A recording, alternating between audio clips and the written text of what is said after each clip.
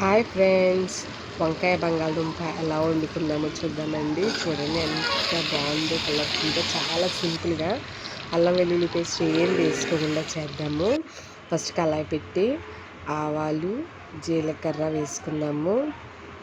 First ఆవాలు జీలకర్ర వేసుకున్న తర్వాత చుట్టుపక్కల ఆడిన తర్వాత ఆనియన్స్ కూడా వేసుకున్నాం.